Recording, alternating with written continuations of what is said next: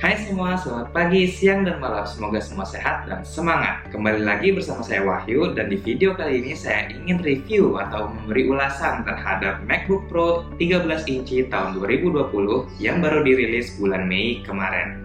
Saya sudah menggunakan laptop ini kurang lebih 1 mingguan, dan ada beberapa hal yang saya sangat suka dan ada juga yang tidak saya suka. Nah, di video kali ini saya akan jelaskan itu semua agar mempermudah kalian bagi yang ingin membeli laptop atau mungkin MacBook di pertengahan tahun 2020 ini. Nggak usah panjang lebar, mari kita mulai.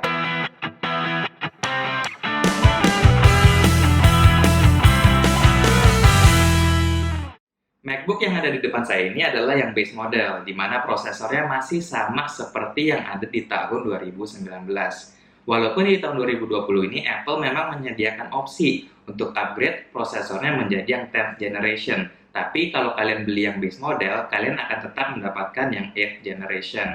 Kalau kalian nanya ngaruh atau tidak, well, selama seminggu ini saya menggunakannya sebagai laptop utama saya tidak merasa ada delay yang signifikan dan semua sepertinya masih lancar. Menurut saya sih jadinya masih fine-fine aja. Tapi kalau kalian ingin melihat hasil Geekbench, memang yang 10th generation itu lebih baik dibanding yang 8th generation. Tapi itu pun juga tidak terlalu besar. Selain ngaruh atau tidak, sebetulnya perbandingannya itu ada di harga. Jika kalian ingin upgrade prosesor kalian menjadi yang 10th generation, kalian harus mengeluarkan uang kurang lebih $500 lagi. Tapi selain kalian mendapatkan prosesor yang baru, kalian juga akan mendapatkan 2 tambahan Thunderbolt C port dan juga akan mendapatkan bonus RAM maupun storage. Nah, apakah itu worth it untuk kalian? Langsung aja ditulis di komen di bagian bawah ini.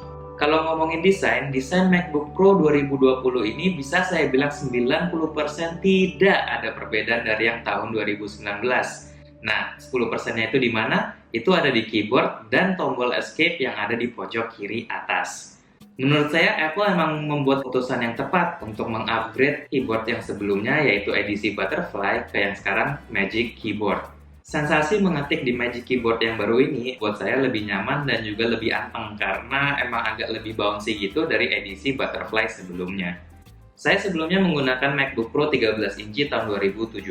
Kalau kita pengen bandingin sama yang itu sih memang banyak banget nih perbedaannya sama yang sekarang. Salah satunya adalah Touch ID, di mana membuat saya sangat mudah untuk masuk ke laptop tersebut dengan sentuhan jari saja. Dan sensornya itu sangat cepat banget guys. Ini emang salah satu bagian plus yang saya sukai. Selain itu ada touch bar. Jujur saya belum sempat ulik banyak dengan touch bar ini. Tapi so far karena saya terbiasa dengan tombol yang fisik, jadi agak aneh aja nih ada sesuatu yang touchscreen di atas keyboard saya. Tapi kita lihat saja nanti, mungkin setelah sebulan, beberapa bulan, atau mungkin setahun, malah saya jadi lebih tertarik atau lebih enak menggunakan si touch bar ini. Saya perhatiin juga colokan Thunderbolt C di MacBook Pro tahun 2020 ini sedikit geser ke bawah, di mana posisinya di bawah tombol escape dan tidak sejajar pada MacBook Pro tahun 2017 saya sebelumnya. Tapi ini hal minor sih. Untuk layar atau display laptop ini sendiri memang tidak bisa diragukan deh kalau dari MacBook. Dengan Retina display beresolusi 2560x1600, kita mendapatkan layar yang tajam dan halus dan jernih banget. Saat browsing, edit foto, atau video editing, atau pengen lagi nonton-nonton aja, dijamin warna yang akurat ini akan memanjakan mata teman-teman sih. Tapi dari semua sisi desain yang paling saya suka itu adalah trackpad-nya sendiri. Trackpad MacBook memang dibilang paling sensor sensitif ya dibanding laptop lain, dan juga yang saya suka itu trackpadnya lebar atau luas banget. Saya bisa leluasa untuk scroll, swipe, atau klik di bagian manapun di trackpadnya, dan itu feelingnya emang the best sih guys.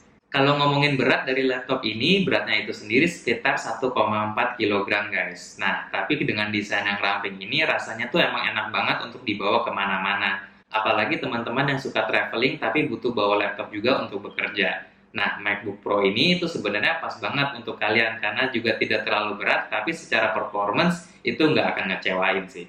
Saya memilih untuk membeli MacBook sebetulnya karena ada beberapa software atau aplikasi yang hanya tersedia di macOS. Dan itu pun semua gratis dan sudah terinstall saat pertama kali kita nyalain laptopnya. Dari GarageBand, iMovie, Keynote, dan beberapa aplikasi lainnya. Tapi kalau kita mau ngomongin aplikasi apa saja yang biasa saya pakai, nanti itu ada videonya lagi ya guys. Ngomongin fiturnya MacBook Pro nih, selain displaynya yang super duper menawan itu, speaker MacBook Pro tahun 2020 ini, wah mantul banget sih guys. Dan kalau boleh sotoy, rasanya sih emang speaker yang terbaik ya antara ultrabook lainnya yang ada di pasar.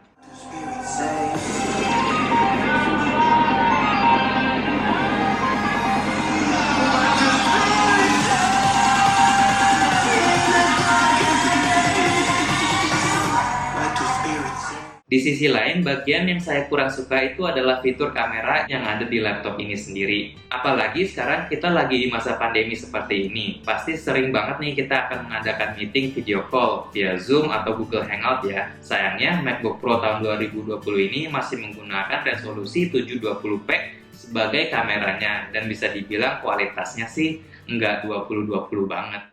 Halo, ini adalah testing mikrofon dari MacBook Pro 13 inci tahun 2020 dan juga sekalian testing kameranya laptop ini sendiri, kurang lebih seperti ini. Kalau ngomongin harga nih teman-teman, sebetulnya harga MacBook Pro 13 inci yang base model ini itu bisa dibilang sudah tidak relatif mahal ya dibandingkan kompetitor ultrabook lainnya yang ada di pasaran sekarang. Saya mengambil harganya berdasarkan US dollars, karena jujur saya takut sotoy nih di pasar Indonesia seperti apa, tapi nanti kalian bisa bandingkan sendiri ya. Mungkin dulu memang MacBook Pro relatif lebih mahal dibanding ultrabook lainnya, tapi ternyata sekarang sudah agak berubah nih. Antara semua brand menaikkan harga laptop mereka, atau memang Apple sudah tidak ingin menjadi di kalangan darah biru lagi, saya juga nggak ngerti. Tapi pastinya kalau kita bandingin, memang desain MacBook Pro ini tidak pernah ada perubahan secara drastis dari tahun ke tahun. Sedangkan kompetitor lainnya setiap tahun membuat perubahan untuk memanjakan para penggunanya. Jadi Apple mungkin hemat dari sisi biaya produksi, dan yang tadi saya bilang juga, kameranya tuh kayak belum diupdate dari tahun 2015. Jadi mungkin mereka hemat di situ juga sih. Kesimpulannya, jika kalian sedang mencari MacBook, saya sarankan langsung ke MacBook Pro 13 inci tahun 2020 yang base model saja. Walaupun masih 8th generation, tapi memang performance-nya itu nggak beda jauh sama yang 10th generation. Dan kalau kalian emang ngebet banget nih pengen prosesor yang terbaru, kalian sebenarnya bisa beli MacBook Air tahun 2020 yang base model. Itu pun sudah menggunakan prosesor yang terbaru.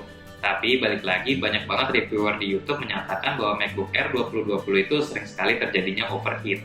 Dan ini semua sebenarnya balik lagi ke kalian masing-masing. Jika kalian punya uang tambahan atau budget tambahan, saya malah sarankan tambahin aja langsung 500 US dollars tadi. Karena selain kalian mendapatkan prosesor baru, kalian juga mendapatkan 2 port Thunderbolt C ekstra dan juga RAM tambahan maupun storage. Gila, itu sebenarnya steal deal sih menurut saya.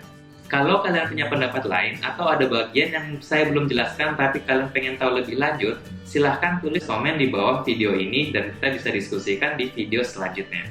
Palingan sampai sini dulu videonya. Terima kasih yang sudah nonton sampai detik ini. Dan jika kalian suka dengan review-review sotoy seperti ini, jangan lupa untuk didukung channel ini dengan cara subscribe. Karena subscribe itu gratis. Sampai ketemu di video selanjutnya. Stay safe, stay healthy, stay away from corona.